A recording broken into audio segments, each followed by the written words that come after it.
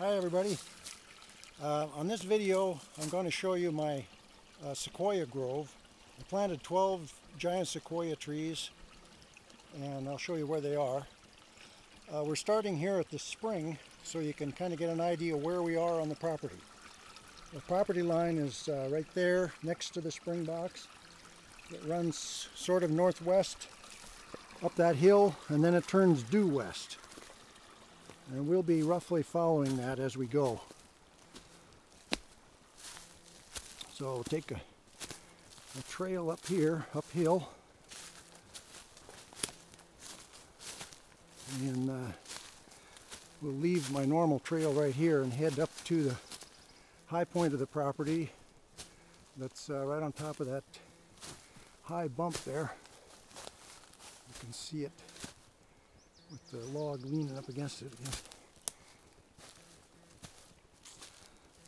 And then we'll head due west from there, following the property line.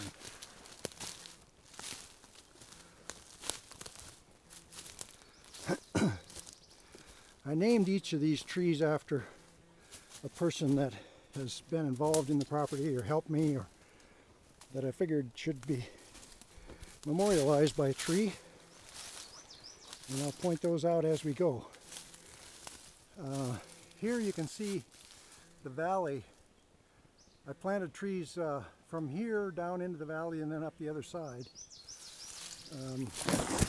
Ones at the top didn't make it as well as the ones down in the bottom. But the valley, I'm going to try to show you the big ponderosa pine against the sky on the right is roughly the property boundary. So everything to the left is my property, and we're skirting that northern boundary. This trail hasn't been maintained too well, but at least we can walk through it. A little tougher now that the leaves are out. You can see I've been in here with my chainsaw to at least be able to walk through here. So there's the first sequoia, the highest one in elevation that made it.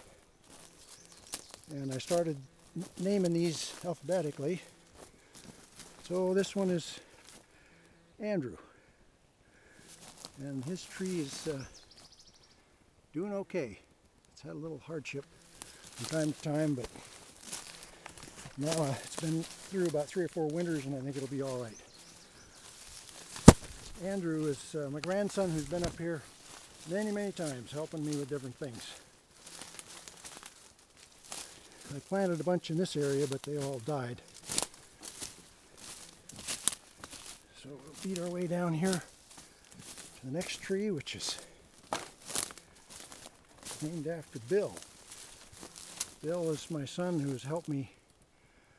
He helped me pour that big heavy lid on the spring box just days after he had surgery. You can see his tree is probably the runt of the bunch, but I think it'll make it. So now we'll go back through this very rough trail.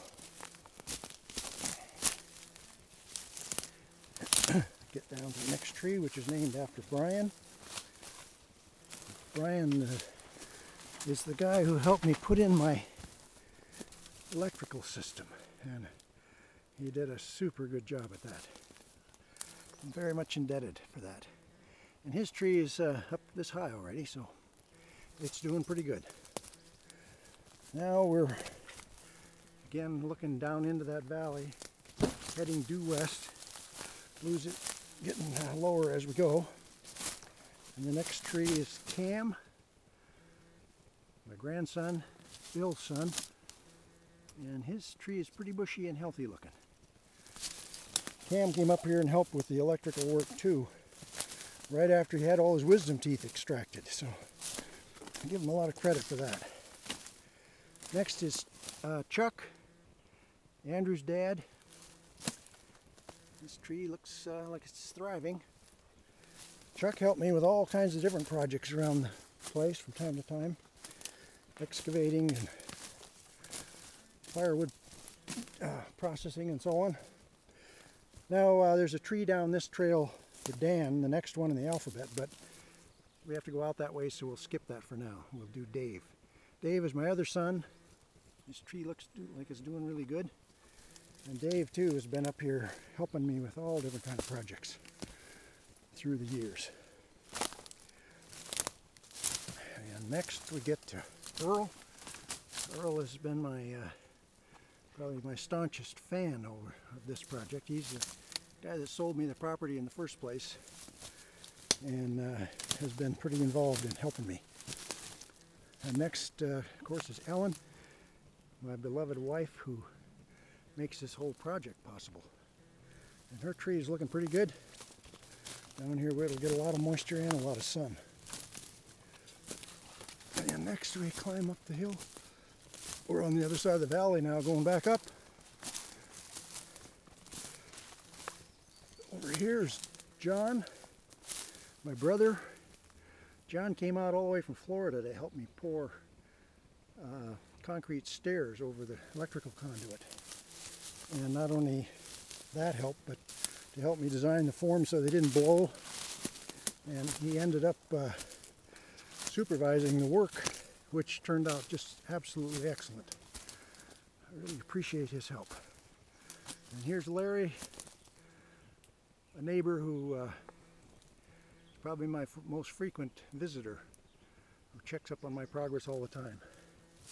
Now here, we're as high up in the valley as we have trees, and you can see this big ponderosa pine is the one I pointed out when we were on the other side of the valley. So directly through the bushes that way is the last tree, but there's no trail to it, so what we're going to do is hurry up, go back down where we just came up. Past Earl. Oops, Earl, or John. John's on the spur, so we didn't need to go in there. Come down here and go around the corner past Ellen, over to Earl,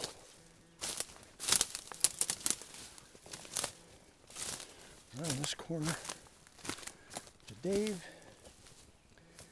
and then we take this joining trail that this is not the way we came in. This one heads back towards civilization. And this is where Dan is planted. Dan is the guy who provided all these trees in the first place. And his tree is the biggest of the bunch, but it was in pots longer. It was sitting in pots for several years and was just recently transplanted. So this is the first, it hasn't been through a winter in that spot yet. Now here's where we join my regular trail, so this is close to being civilized. At least there's a trail without too many bushes. This is the site of where I harvested that vine maple firewood that I showed on that other video. And this is the path where I wheelbarrowed the firewood. There's my old log rack. Civilization here. There's my wood shed. There's the wood pile under that tarp. There's my privy, made out of 7 doors. Now we're going up the drain field. Planted 3 trees in this drain field area. One of them right there, one of them up there, and they both died. And the third one is still alive, and that's the one named after me, since I'm the last in the alphabet. So here's Paul, and that tree is doing pretty good. So put the salt lick in the background where the deer lick and say goodbye to you. Thanks for watching.